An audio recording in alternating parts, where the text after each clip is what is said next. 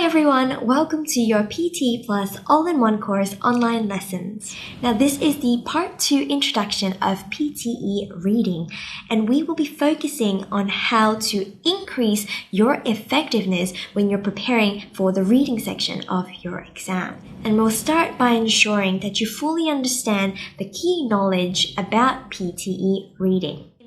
The first important thing to understand is how many marks your reading question types are worth. Now from part 1, you would know that there are these 5 reading question types. And for each of these, this is the number of questions you may face in the exam. So generally, you'll get 2 to 3 questions, but for the fill in the blanks, you could get a few more of these. Then these are the number of marks that each of these questions are worth. So with fill in the blanks, each question is worth 4 to 6 marks, and that is a lot more than just a single answer that is worth 1 mark. So altogether, it adds up to this number of marks for each of these question types. And you can see from just the total marks alone that fill in the blanks are worth the most, followed by reorder paragraphs with quite a few marks as well. Now, the second important thing to understand is that these reading question types aren't the only question types that contribute and add to your reading score in the end. Question types from other modules also contribute to your reading score, and they actually contribute to about 50% of it. Now, a big chunk of this comes from your speaking section, specifically the read aloud question type, because it requires you to read the passage and then say it out loud. Thus, that also assesses your reading score.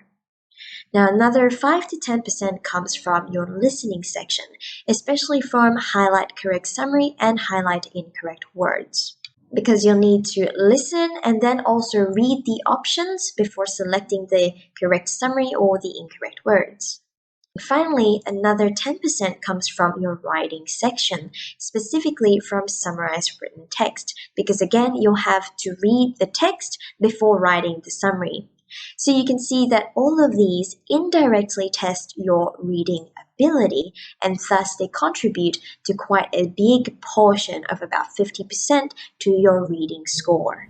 So this highlights to us that if we want to be achieving our target score in PTE Reading, we not only have to prepare for the reading question types, we also need to do well in some question types in the other modules as well, because they contribute quite significantly to our PTE Reading score in the end.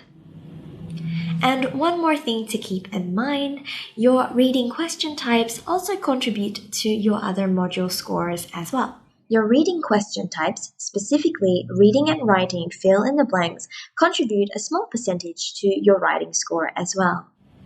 So now that we understand the scoring and also the importance of the cross-score contributions between reading and other modules, now it comes to how can we be most effective when we're preparing for the exam? The first thing that we need to be clear about is that some question types are more important than others.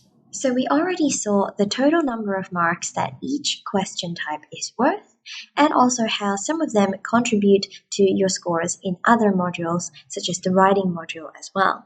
So this gives us an idea of their level of importance. And the two most important ones are the fill in the blanks, because they consist of the most number of marks, and this one contributes to 2 modules as well.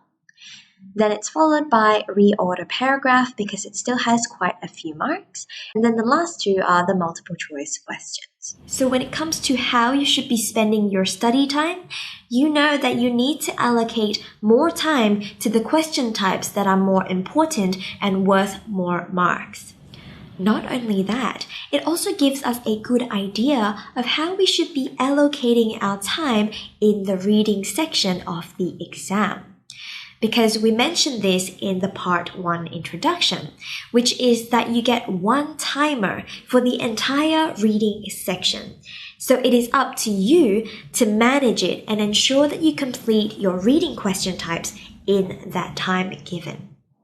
So as a general guideline, we recommend about 1 minute per multiple choice choose single answer question and 1.5 minutes per multiple choice choose multiple answer question, because we want to be giving more time to the other question types that are worth more.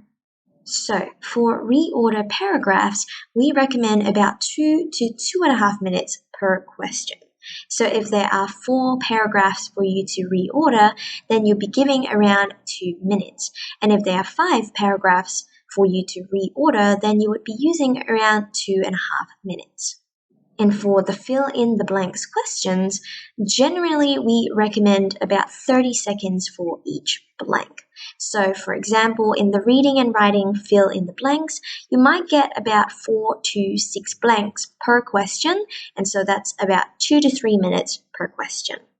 So at this point, some students might be worried because this seems like quite a short amount of time to be doing any question, especially reading something and then picking an answer as well.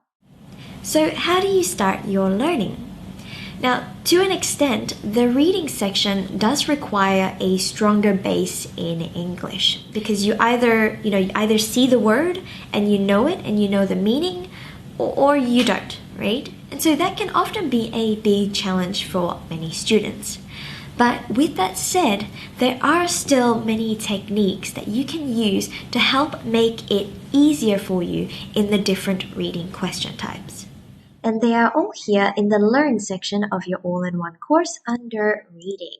Now, every single question type has its own set of detailed lessons, and very importantly, it'll bring you through the strategies and detailed techniques that will help you tackle each and every one of those question types. And of course, remember that other modules contribute to your reading score as well. For example, in speaking, read aloud. So you should also be making sure that you learn from these detailed lessons in here too. Another big part of your preparation is practice. And in the practice section of your course, there are almost 1,000 reading questions for you to practice, including real exam questions. And we constantly update this as well. And of course, everything is automatically scored for you, so you always know your performance. Now, if you're hoping for something offline to study as well, then you can actually go to the Real Exam Questions tool here. You can actually download an entire PDF of the Real Exam Questions as well. Now, you can always track your scores in the Analyze section of your course. Now, everything you do in the course is analyzed here, and you'll be able to see your skills profile calculated live for you. And of course, it takes into account all the cross-module score contributions that we talked about before as well. Now, if you see that you're not achieving your target score for reading, sometimes the problem may not be your reading question types. The problem might lie in other areas and other modules as well that affect your reading scores. So how can you really tell, and how do you know what you should really be working on right now to be most effective with your time? And we emphasize this a lot. So if you're not familiar, this is in the home section of your all-in-one course called Your Next Focus Areas. And so what happens is that all your performance is analyzed in the course, and based on that, the course will provide you with the top 3 things that are most efficient for you to work on now in order to get the most uplift in your scores. And so this is actually calculated live. So it'll let you know when you've improved enough and what area you should move into next.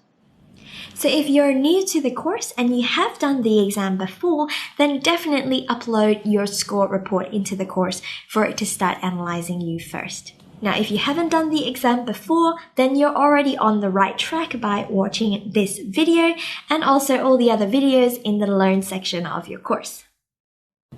So today we covered the key information you must know about PTE reading, and thus how we can be most effective in our preparation for the exam. So remember to work hard and also to work smart, and I'll see you in the next lessons.